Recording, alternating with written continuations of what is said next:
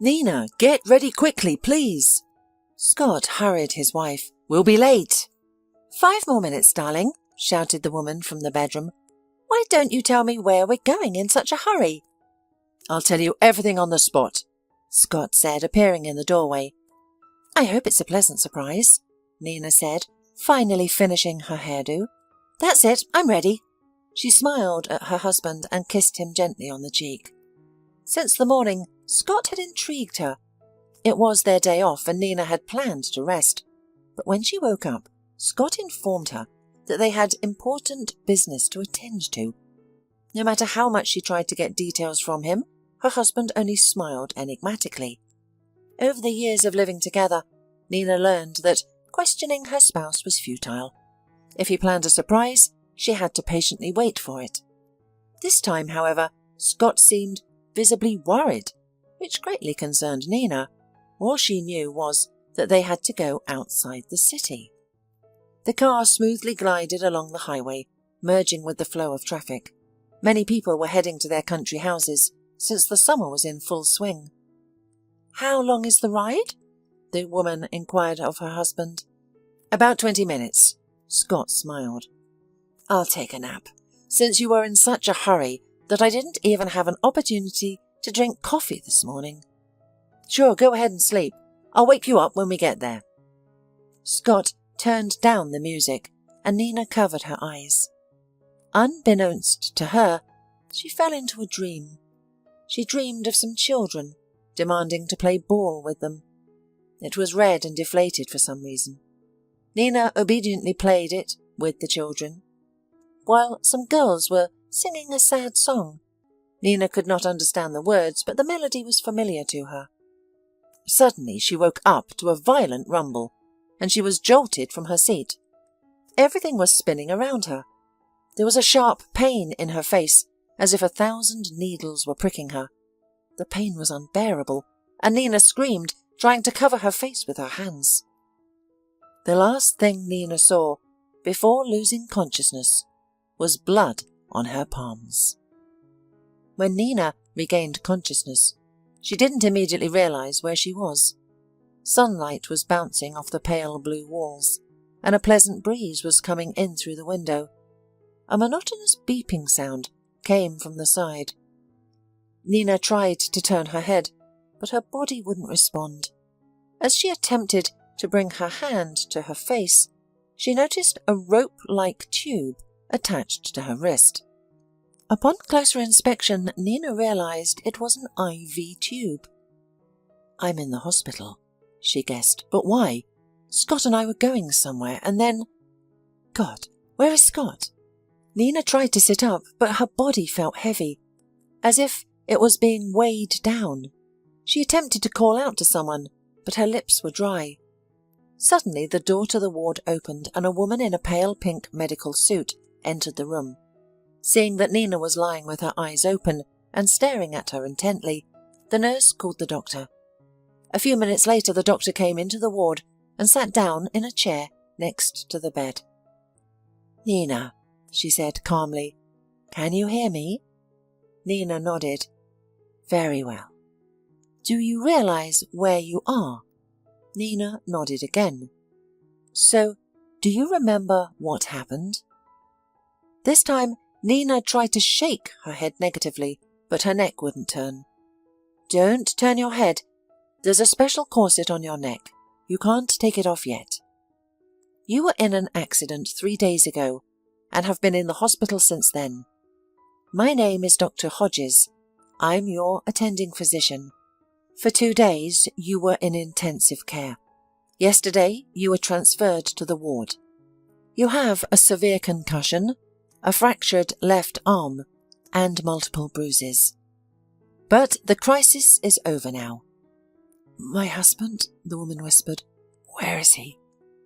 I can't tell you that right now. I need to clarify. Dr. Hodges suddenly became embarrassed. I will come to you a little later. For now, rest. What's going on? Thought Nina. I need to find out about Scott as soon as possible. Nina tried to get up again, but nothing happened. Her body was pierced by a sharp pain when she raised herself on one arm. At that moment, a nurse entered the room. Seeing that the patient was trying to get up, she immediately rushed to her. "What are you doing? You can't get up. You have to lie down for a few more days. Here you are. Drink it." The nurse handed her a bottle of water with a tube sticking out of it. Nina greedily sipped water through the tube. Once she had finished, the woman leaned back on the pillow. "Tell me the truth," she said slowly. "Where is my husband?" "To tell you the truth, I don't know. What's his full name?" The nurse was interested.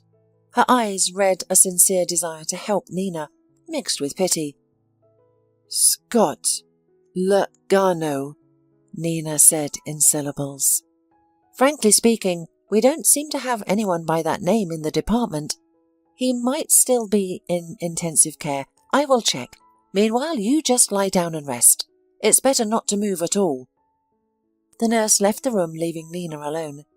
Gradually, her eyes began to slip, and Nina fell asleep. She woke up to the muffled clatter of heels on the floor. Nina opened her eyes and saw Dr. Hodges in front of her. "Doctor, can you tell me how long I've been sleeping? I have no idea what time it is," Nina asked. "It's been 24 hours since we last spoke. Don't be frightened, it's normal. You're being given large doses of painkillers. These medicines make you very drowsy, but sleep is important now. Your body recovers faster." "Tell me, did you find out about my husband?" "I just came on shift. I haven't checked yet, I'm sorry." Dr. Hodges walked quickly towards the door. At that moment, the same nurse appeared in the doorway, rolling a metal gurney with lunch in front of her. "Eat is served," she announced, and the doctor left the ward. Nina's eyes lit up. "Did you find out about my husband?" "Lunch first? The chicken soup is delicious today." "Honestly, I don't feel like it," Nina stammered. "Here you are. I've poured it in a glass with a tube. Just drink it." Nina reluctantly took a sip of the broth. It was actually very good. The woman herself didn't notice how she emptied the glass. "Well done," the nurse praised. "Do you want more?" "No, thank you," Nina protested. "Tell me, is there any news?" "Nina, I don't even know if I have the right to tell you." The nurse crumpled, but finally continued. "Scott Logano died in the accident on the spot." Everything inside Nina went cold. "No," she trembled. "There must be some mistake." "Unfortunately, there is no mistake." The nurse shook her head. "I've checked everything. You were in the same car. I'm sorry for your loss." For a minute, Nina refused to take in what she was hearing. She sat motionless, not even blinking, but at some point the woman began to sob, her whole body shaking. Nina's screams were so loud that they attracted the attention of Dr. Hodges. Seeing the sobbing Nina and confused nurse, she immediately realized what had happened. Nina was given a sedative shot, and after a minute, the sobs subsided. Nina sincerely loved Scott. They lived together for a little over 10 years. Of course, during this time, various things happened, but their life was happy. And now she was alone, because a split second decided their fate. Back then, an SUV suddenly jumped from the oncoming traffic and crashed right into the driver's door of their car. Scott died on the spot. Nina was saved by her seatbelt. Their car overturned, flew over the road fence, and fell into the ditch. When Nina was finally discharged from the hospital and stepped over the threshold of her house, she was greeted with oppressive silence. The woman took off her shoes and walked on shaky legs to the bedroom. She automatically changed her clothes. Nina tried to make herself some tea, but immediately she was hit by a wave of memories of the last time she and Scott had tea together. She left the cup on the table untouched. They had no children. Nina underwent an operation in her youth, forever depriving her of the opportunity to become a mother. But Scott was always by her side, and he did everything possible so that his beloved wife did not feel inferior. Nina didn't want the child from the orphanage because it was critical for her to have a kinship with the baby. Gradually, she got used to her fate and learned to find other joys in life. She threw herself into her work. With a degree in biotechnology, she had been working for a pharmaceutical company for many years. Exhausted, Nina fell asleep on the sofa and had a strange dream again. In the dream, children demanded she play ball with them, but she couldn't because of her neck brace. One persistent girl begged Nina to take her with her, clinging tightly to her skirt. Nina tried to free herself, but the girl's fingers firmly gripped the fabric. Eventually, Nina broke free and fell into a hole, surrounded by dusty stacks of books, notebooks, and children's toys. She could see her husband's handwriting on the notebook covers, but couldn't read them. And then she woke up with a shriek. "What a horror!" the woman muttered, opening her eyes and looking at the ceiling. "Why, those children again! I've seen them and that ball before." After a few minutes, Nina got up from the couch. In the morning, the apartment no longer seemed so inhospitable to her. It seemed that Scott simply went to work, leaving his wife alone. 2 weeks had passed since Nina returned home, and she was gradually recovering. She started seeing a psychologist to help her cope with the loss of her beloved. One day, her mother, Sarah, visited her, and she was overjoyed to see her daughter in relatively good spirits. "Nina," Sarah joyfully hugged her daughter, "I see the blush has returned to your cheek." "Is it noticeable?" Nina blushed and felt a bit ashamed for some reason. "Did you see a psychologist today?" "Yes, Mum. It was the 4th session. It's really helping. I never realized that a simple conversation could be so relieving. Of course, I will never forget Scott, but at least now I don't expect him to come back, or I don't flinch at the sound of footsteps outside the front door." "It's okay, daughter. Everything will work out. What you've been through is something no one should experience, but you're alive, thank God. That's the most important thing. Now you just need to find the strength to keep going." "I know, Mum." Nina clung to her mother and cried. "I don't know what to do. I try to let go, but as soon as I see his picture or his things in the closet, I get overwhelmed. I can't control myself." "Nina," Sarah said affectionately, "why don't you start going through his things? I know it hasn't been much time, but you can't torture yourself like this. He doesn't need all of it, and you don't need it either. Keep only the things that Scott truly cared about, and give away the rest. You'll feel better that way. Do you want me to help you?" "I think you're right, but I want to do it myself," Nina said after a moment of thought. "I won't start work for another week, so I think I'll begin tomorrow." "Oh, baby, you've always been like this since you were a little girl, wanting to do everything yourself. Well, I won't insist, but if I were you, I wouldn't postpone it. Trust me, you'll feel more at peace once you've sorted everything out."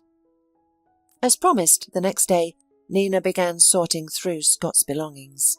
She started by packing all his clothes into her bag, leaving only a few t-shirts for herself. Each item brought back a flood of memories, but Nina managed to cope with her emotions. She decided to leave her husband's favourite vinyl player and collection of rare records untouched. Scott was a music lover, and he even managed to introduce Nina to his hobby. Nina decided to put frames with photos away in the storeroom, except for one that captured her and Scott on the beach in Phuket. It was a trip they took 5 years after their wedding, a time when they felt like the world belonged to them, and nothing could interfere with their happiness. Nina rarely ventured into the storeroom. This small room had once served as Scott's mini workshop for building model sailboats. Although he had abandoned the hobby years ago, many of the models remained. As Nina looked at the ships on the shelves, she gently ran her hand over their dusty sides. Aside from the model sailing ships, there were numerous other items. In one corner there were big boxes whose contents had yet to be explored. The storeroom also contained lamps, toolboxes, and various other items that Nina had never known existed. After a brief pause, Nina decided to examine the contents of the boxes. She struggled to lift the top one and brought it into the living room. It was filled with specialized literature that Scott must have studied during his time at the technical college. The second and largest box was surprisingly light compared to the first. Nina easily lifted it, assuming it was empty. Contrary to her expectations, inside were several notebooks, causing Nina to shudder.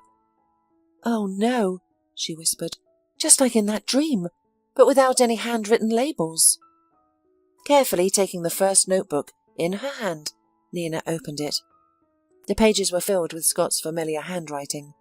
At first it seemed to Nina that her husband kept here notes left from his student days.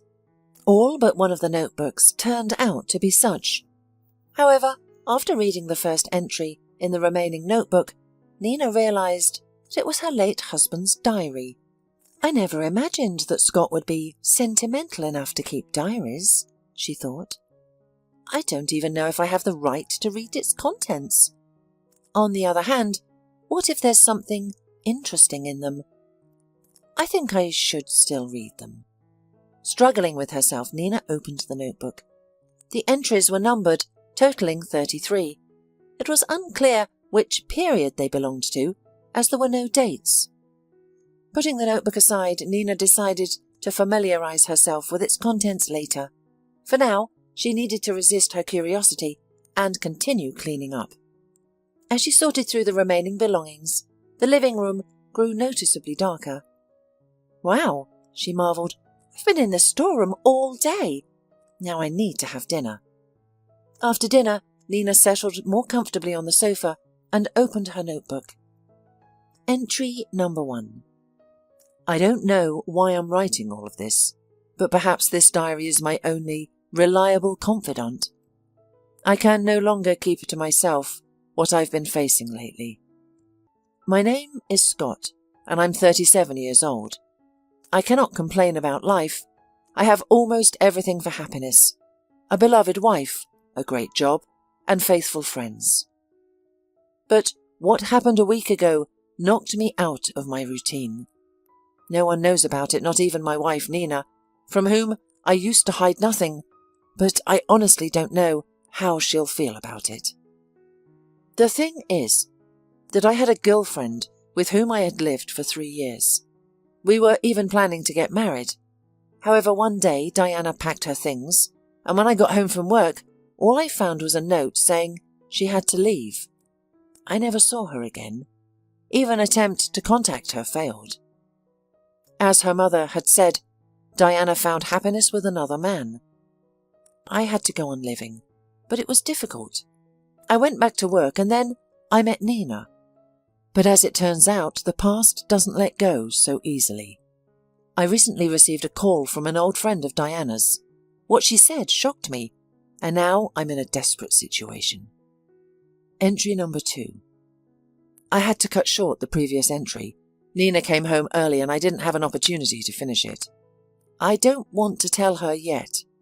I don't know how she'll react. It's not a very pleasant subject for her. Anyway, I didn't expect Valerie, a friend of my ex-girlfriend's, to call me. I hadn't seen her since Diana left, which was 9 years ago, by the way. Valerie said that Diana died, and her parents had passed away a couple of years before her.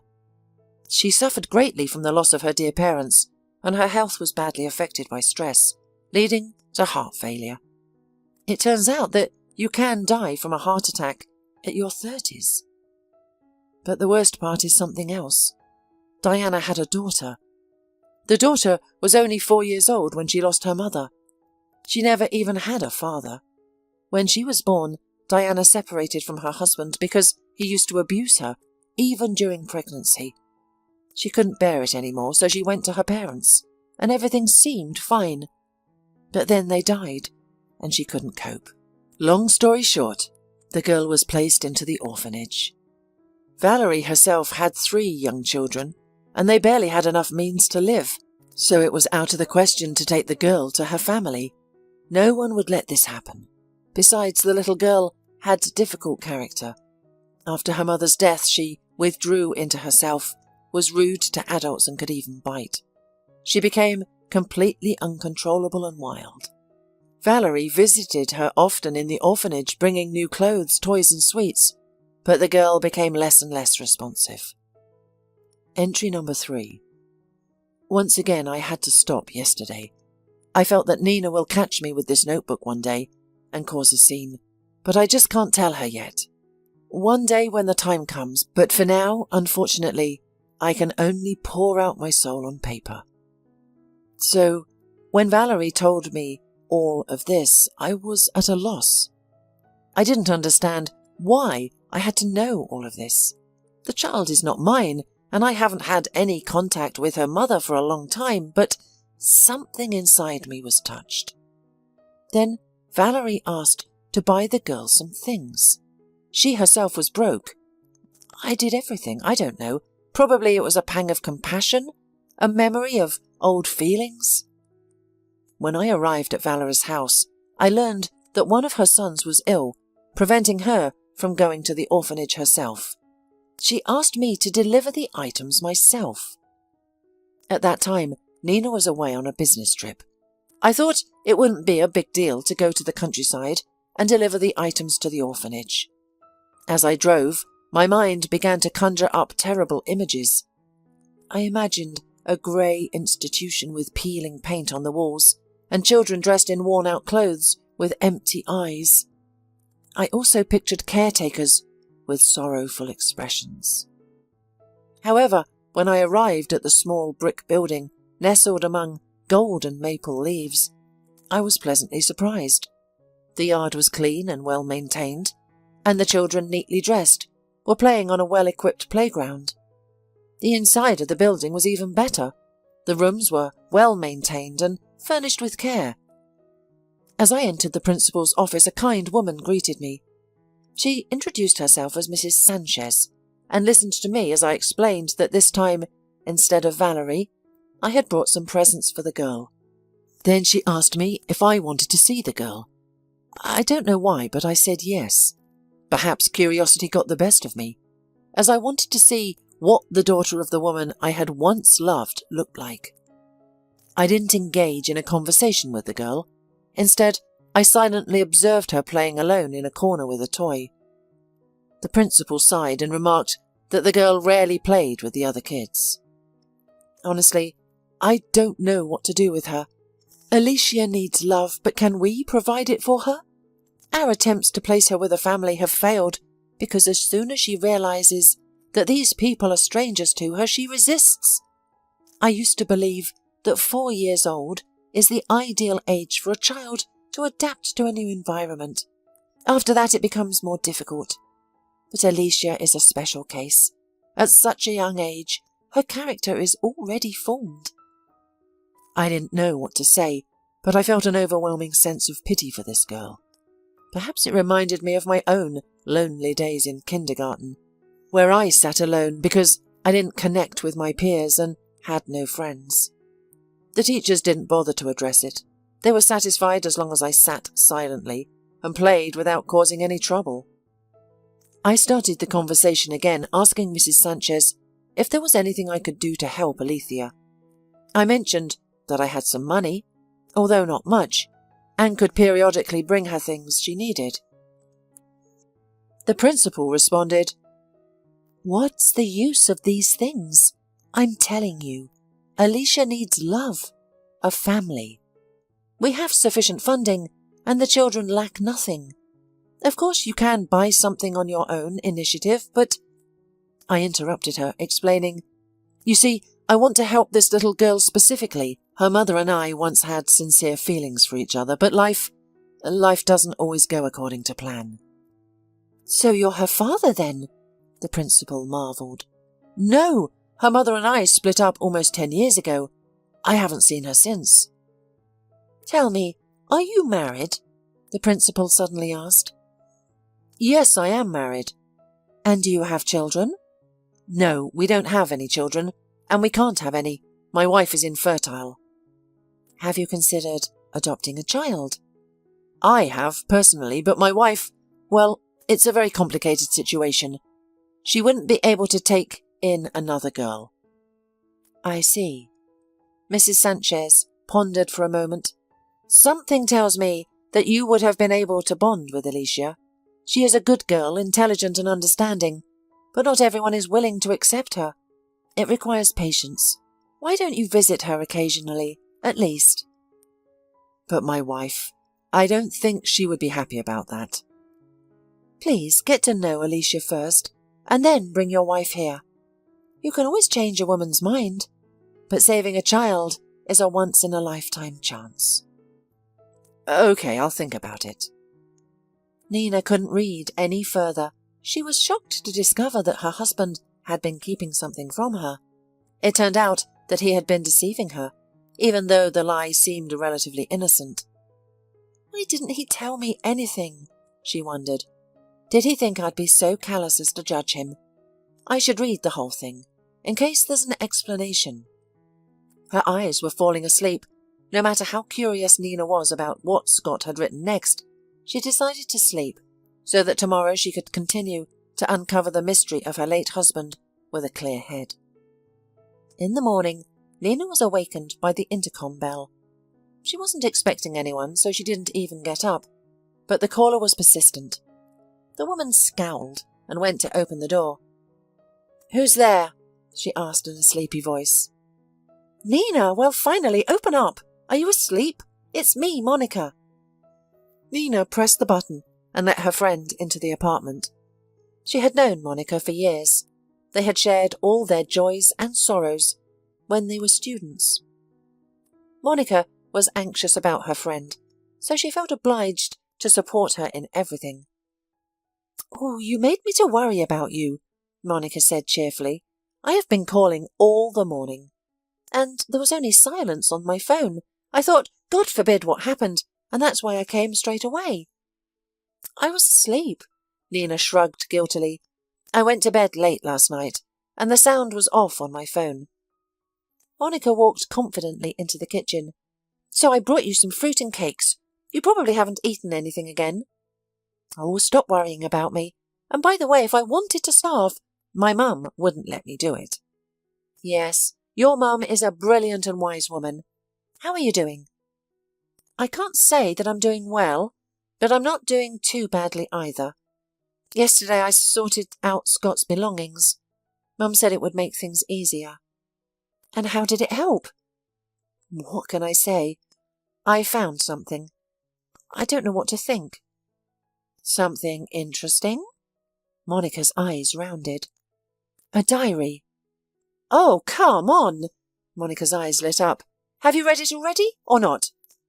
"I started yesterday, but I fell asleep. You know, I think it says something important. I don't know how to react yet. I have to finish it. I'll tell you everything later." "Deal." Monica squinted her eyes. "Just try to hide from me, if it turns out that Scott was the crown prince of some European power." Nina smiled. She liked her friend very much for her endless optimism and unobtrusiveness. It was this that had helped them communicate over the years. Always cheerful, Monica knew how to raise the mood of the interlocutor, even if she was in a critical condition. "Why don't we go shopping today? You have to go to work soon. Then you won't have time. At least it'll take your mind off things." Maybe we should, Nina thought. She really wanted to go out. She hadn't been out for weeks. By evening, Nina returned home. Even though she was tired from trying to keep up with Monica, who was diving from one shop to another, the day had been fun. After shopping in the malls, they drank hot chocolate in a cosy coffee shop and chatted a bit. Nina felt a sense of relief. Of course, her wound had not healed, but now at least she could breathe more freely. She didn't feel like eating, so she made herself comfortable on the couch and turned on a TV series. It was hard for her to keep up with the plot, because thoughts of the past kept popping up in her head. Diary, Nina suddenly remembered. It's even strange that I completely forgot about it. With all this fuss in the stores, you'll forget about everything in the world. I have to continue reading it right away. Nina went to the bedroom to get a notebook and continued reading her husband's notes. Entry number 4. Today I went to see Alicia. Honestly, I had no idea how to communicate with children. I grew up alone in my family. I didn't have many childhood friends, and Nina and I don't have any children of our own. I was so scared to go meet this girl. I bought a doll. The saleswoman offered some big-headed monsters with skinny bodies and bright makeup, assuring me that all girls now play with them. But somehow I didn't believe her. No normal girl could be a fan of this stuff. I headed for the department with collectible porcelain dolls. Nina had one like that since her childhood. I thought that Alicia would like it too. And so with this doll in a box, I went to meet the little girl. She sat in the corner just like last time, singing a song. When I approached and greeted her, the girl didn't even look up. So I sat beside her and observed. At one point, she became distracted and looked directly into my eyes. "Who are you?"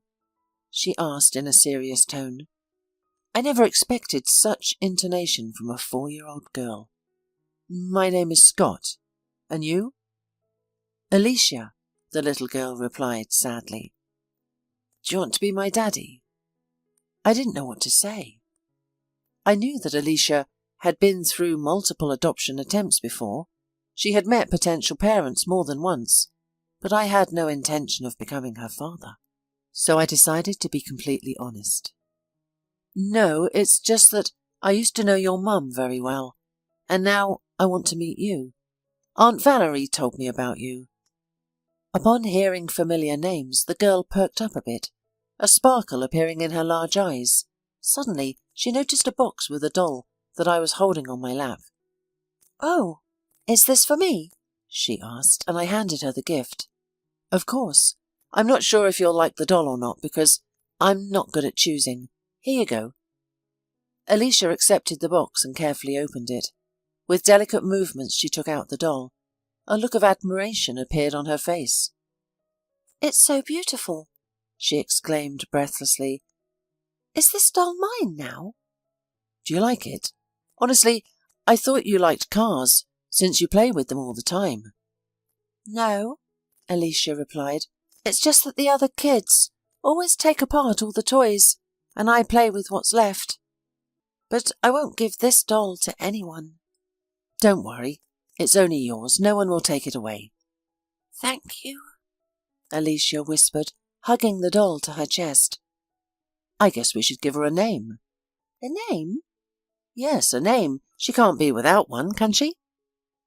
Alicia gazed at the doll's beautiful face for a long time. The small green eyes looked so real. "Nina," the girl said softly. I felt like I was being electrocuted. Nina was a common name, and it wasn't surprising that the girl chose it, but it matched my wife's name. "Call the doll whatever you like, Alicia." "I'm sorry, I have to go," I said, unable to collect my thoughts. "Are you coming back?" the little girl suddenly asked. Sure, if you like. I can come every week." "I would be happy," the little girl said quietly. We said our goodbyes and I left. I don't know what strings this child had struck inside me, but I really wanted to see her again. Nina distracted from the notebook. She was overcome by strange emotions. "I wonder," she thought. "There are no dates mentioned anywhere here. Where is this girl now? Scott mentions my business trips, but they happen quite frequently, so it's difficult to determine the timeline. Why didn't he write down the dates? Well, I have to keep reading, in case there are any details." Entry number 5. I started visiting Alicia regularly. I won't describe everything here, but I will say that over 3 months the little girl and I became very close. Saying goodbye to her became increasingly difficult each time. I could see how Alicia had grown attached to me, and I noticed tears in her eyes when I left, no matter how hard she tried to hide them. Mrs. Sanchez spoke to me today. She believes it's time to tell Nina about the baby. This woman also sees that Alicia and I have developed a bond. Honestly, I would like to adopt her, but how do I tell Nina? I think she would be furious. I vividly remember our conversation about foster children. I don't want to argue with her by bringing up an unpleasant topic, but I can no longer bear to hide Alicia. I want to play a real part in this girl's life. It brings me immense joy to see her running towards me, holding the doll Nina close to her chest, smiling and talking. The contrast with the girl I first spoke to is striking. The principal was right. This child only needs love. That's all she has ever truly had. Entry number 6. Yesterday I tried to talk to Nina about the child. It must have been so foolish of me. We were strolling around town, and I kept pointing out mothers with kids to her. I told her it would be nice to adopt a child from the orphanage. She looked at me in that way, and I was ready to disappear from the earth.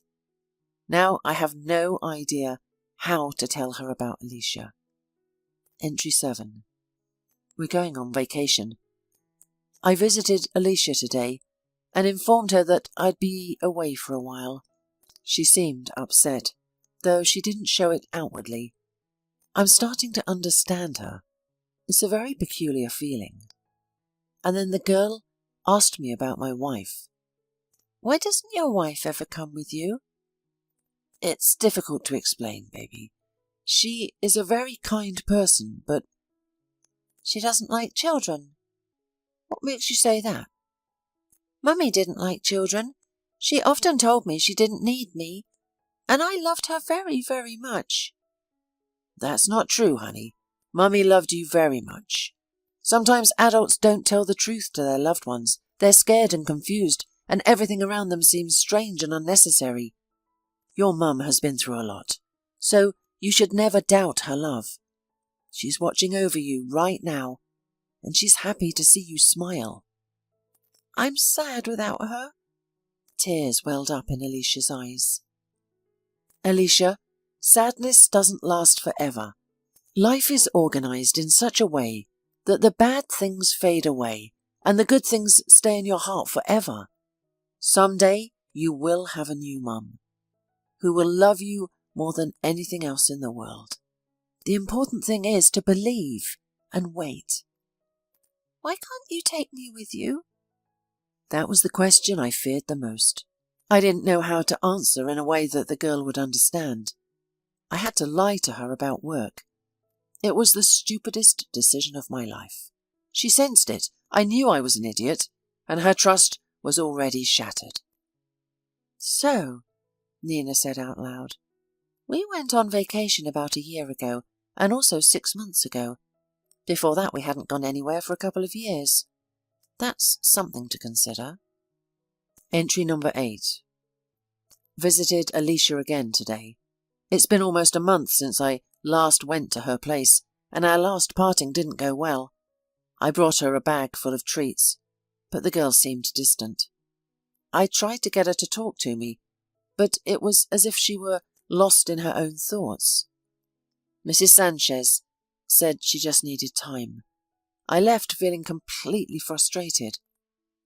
Entry number 9. It seems Alicia has forgiven me. Today she was happy to see me, and even hugged me when we met. We talked for a long time. I was amazed at how much wisdom this little being possesses. Not every adult understands life the way this girl does. I don't know what to do. I have become very attached to her. Maybe I should talk to Nina somehow. I can't bear to keep everything a secret. Even if she refuses to adopt, there's nothing wrong with simply knowing her.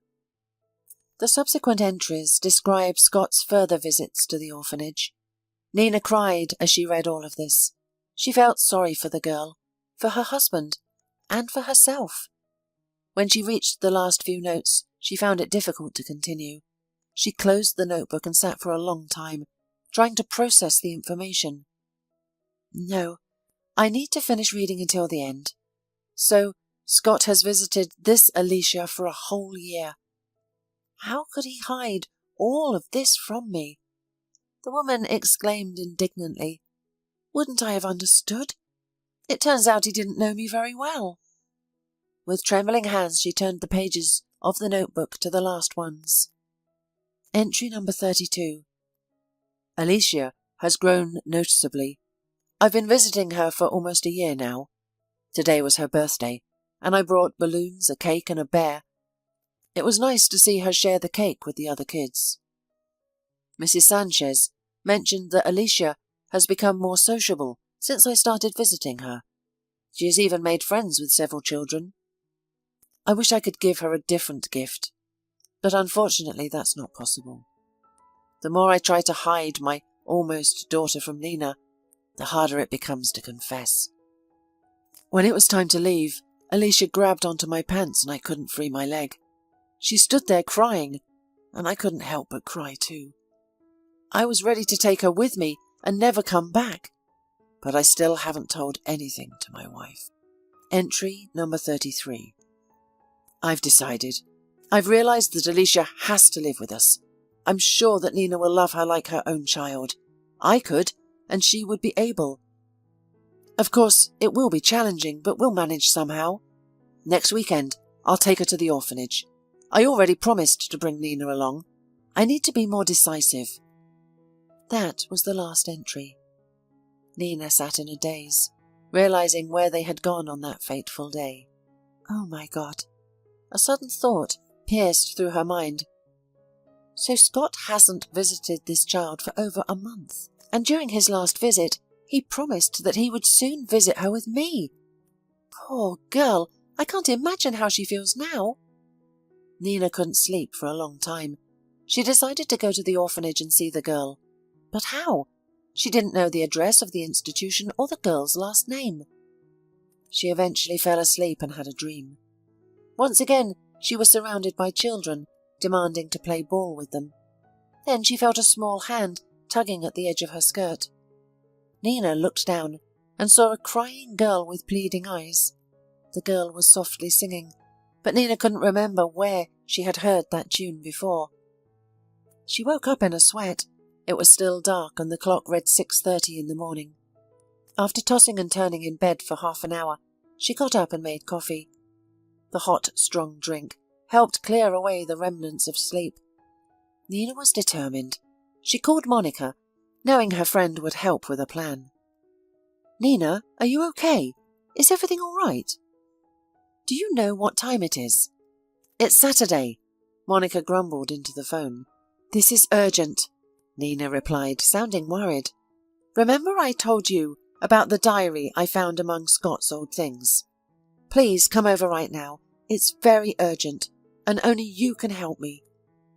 All right, if it's that important, I'll come, Monica said, and 2 hours later she was already sitting in Nina's living room and listening to her story. She was extremely surprised by what her friend had told her. She never imagined that Scott could keep such a secret. So what do we do now? Monica asked. I don't know. All I know is that we need to find Alicia urgently. And are you going to adopt her? I don't know what I'm going to do. All I know is that the girl is all alone now. She doesn't know Scott is gone, but she's still waiting for him and me. Can you imagine what will happen to her when she realizes he's not coming back? She'll feel betrayed. I have to tell her the truth. She's just a child, Nina. Don't do anything rash. Yes, she's just a child, but I don't want her to be forever disappointed in people because of a terrible accident. She already lost her mother once, and Scott helped her through it. But now it's much more complicated. I have to help her accept reality. You know? I have to do it, if only for Scott's sake. That girl meant a lot to him, and I found this notebook and these dreams for a reason. Which dreams? You haven't mentioned anything about dreams, Monica asked, surprised, and when Nina told her everything, she added, Well, now we should definitely find that girl, if only to prevent you from going crazy. Thank you, Monica, Nina said, hugging her friend. You know what? Let's try to find this orphanage.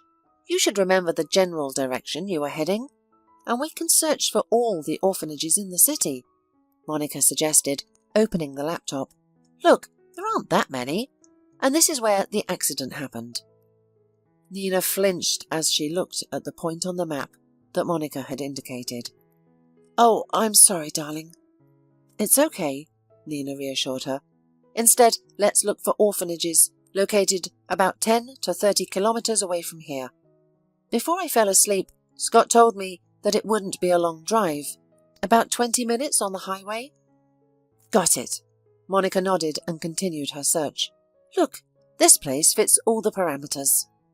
Good, Nina suddenly exclaimed. Oh, by the way, I remember the name of the principal of that orphanage, Mrs. Sanchez. Let's check the website. There should be contact information for the management.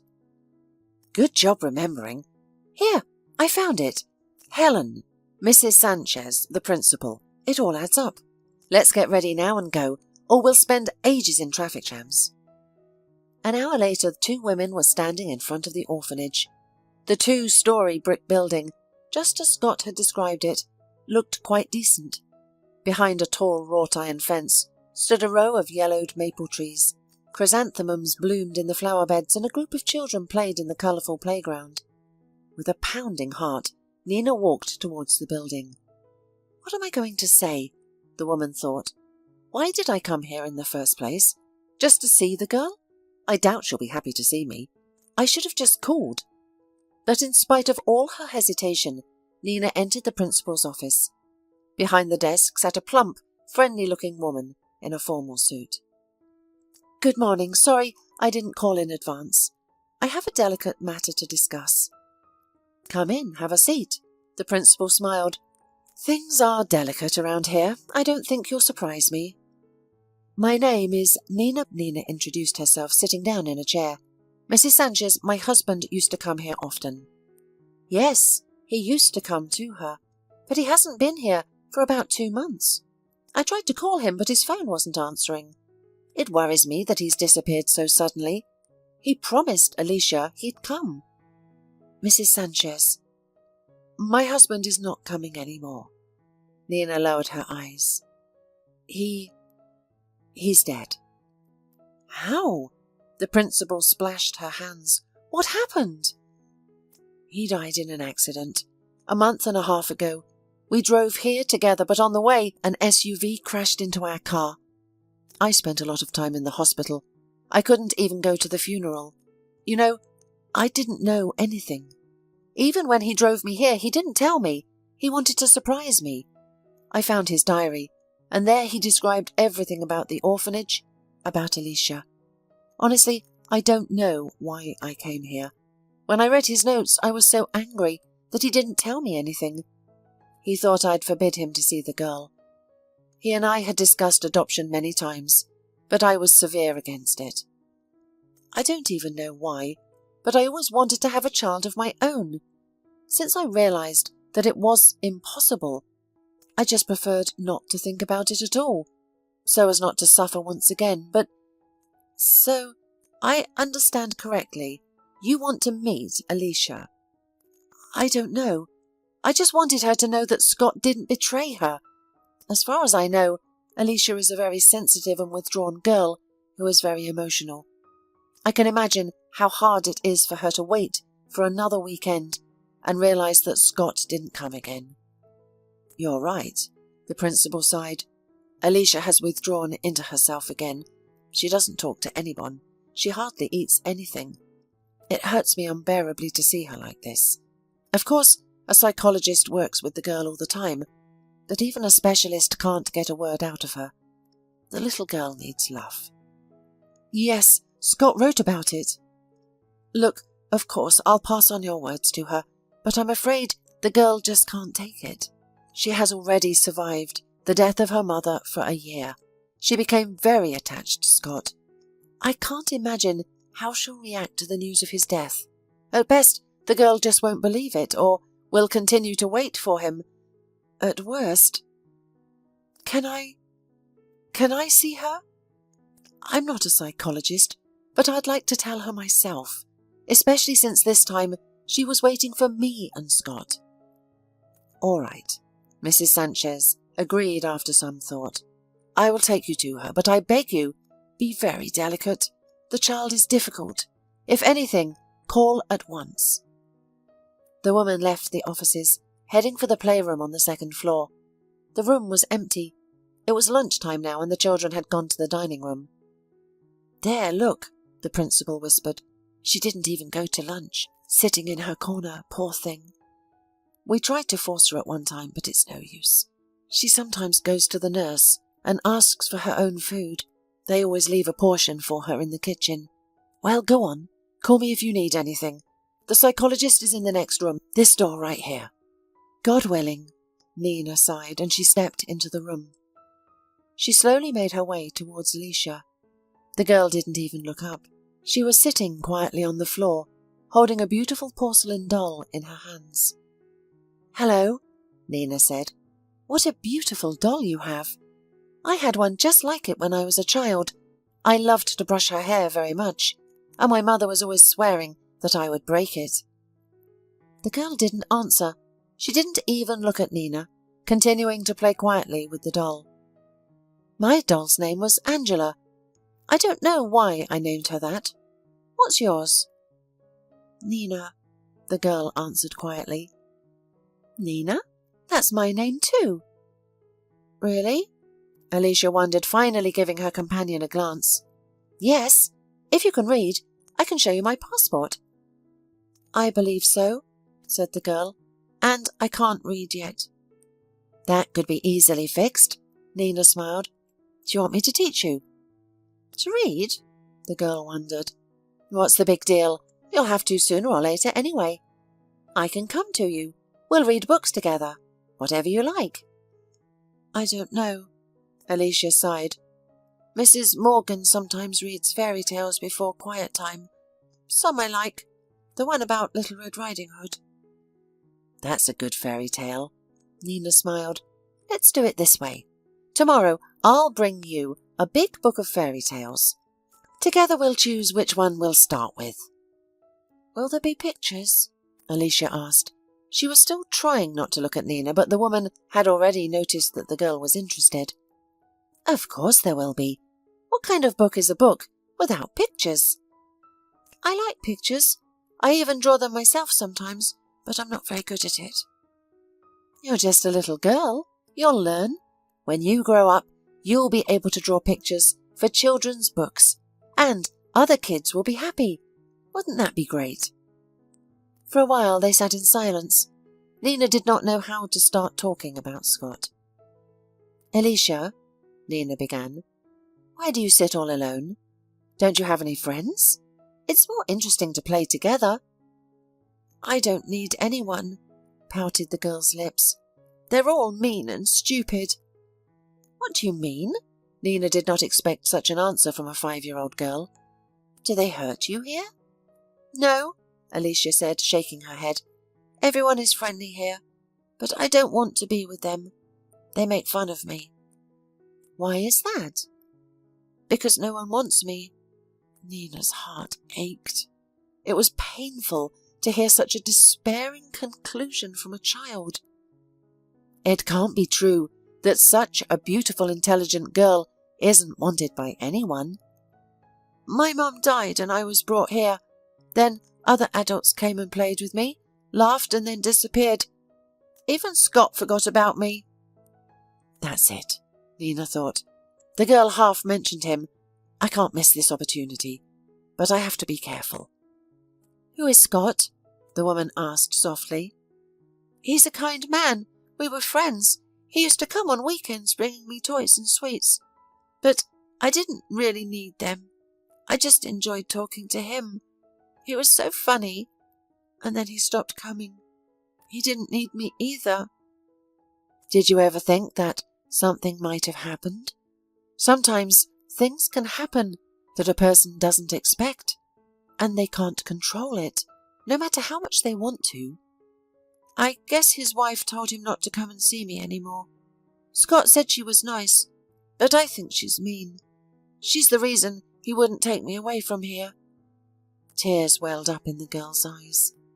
"Wait," Nina gently wiped away a tear on the child's cheek with her sleeve. "You shouldn't think like that. You said Scott was your friend, and friends don't lie. If he said his wife was nice, she probably was. Why would he lie to you?" "Then why doesn't he come? He forgot about me, Just like the others, he doesn't need me. Alicia sobbed openly. Honey, don't cry. She stroked the girl's head.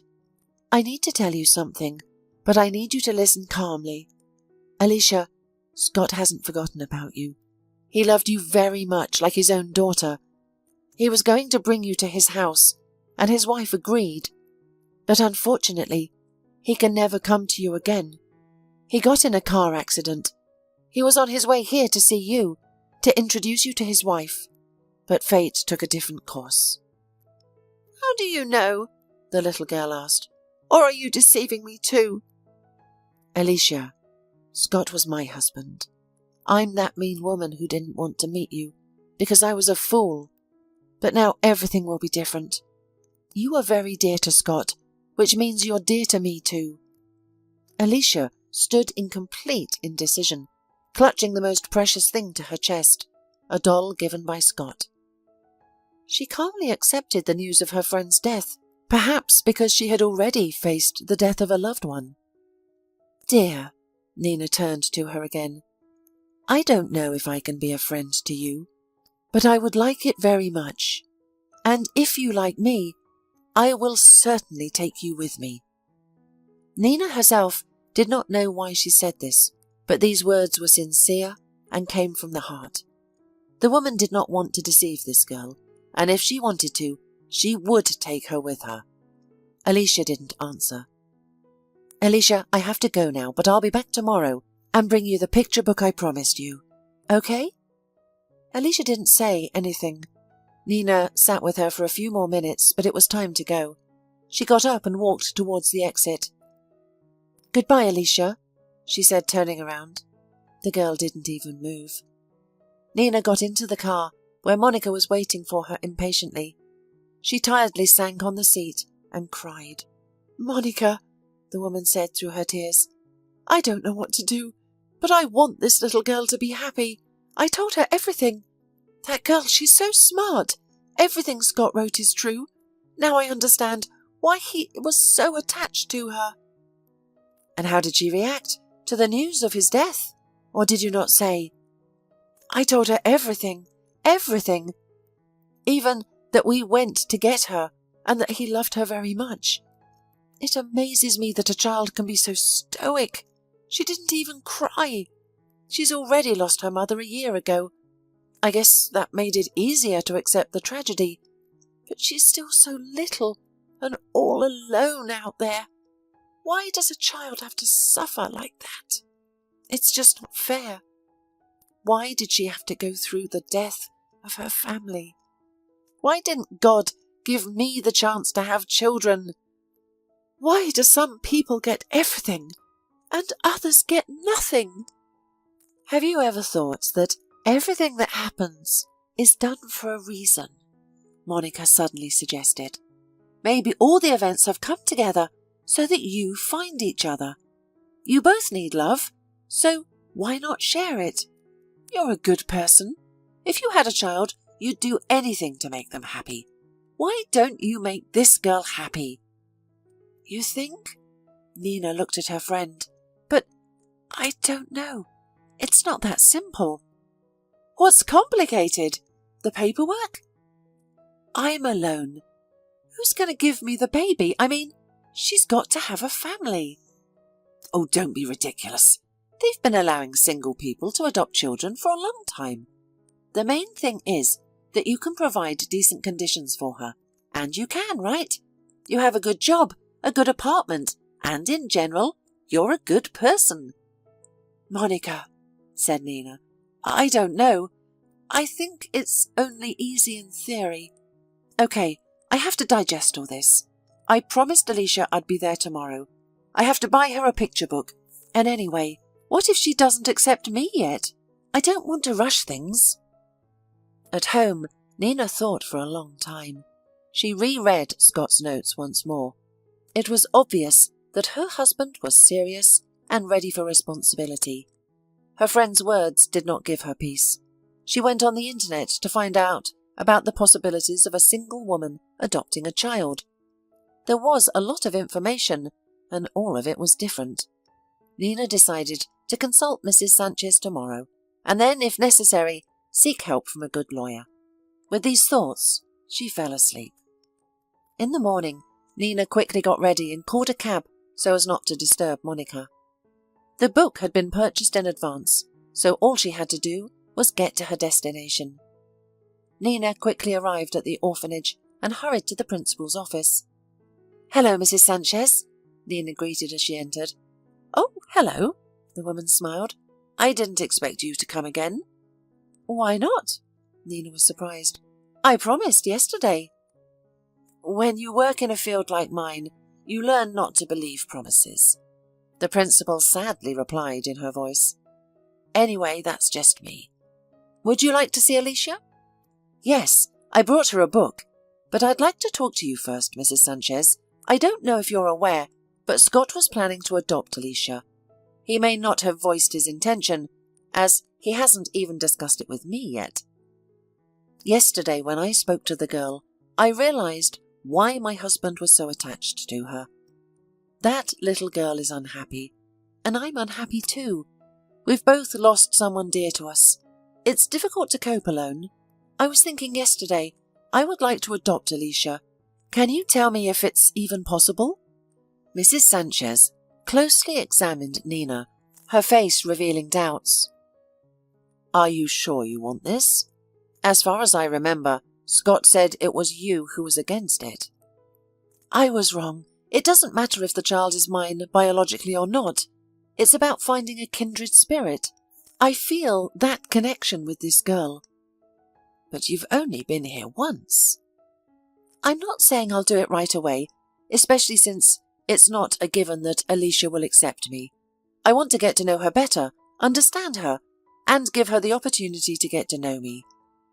"That's the right decision. Adoption is a huge responsibility. If the child doesn't meet expectations in some way, some people give up on them. But it can be a devastating blow to their psyche. We have children who go from one family to another. I feel sorry for them. There's no such thing as a bad child. It's just that not all parents are willing to put in the effort when a child's personality doesn't match their expectations. Bonding, understanding, and accepting are hard work. Not everyone is capable of that. As for the paperwork, as long as you have a job and a place to live, there shouldn't be a problem. Marriage or being single doesn't matter anymore. Of course, it's not a quick process." "I'm willing to wait as long as it takes." "I understand. Good. Now go to see Alicia, and then we'll discuss it again." Nina went to the playroom.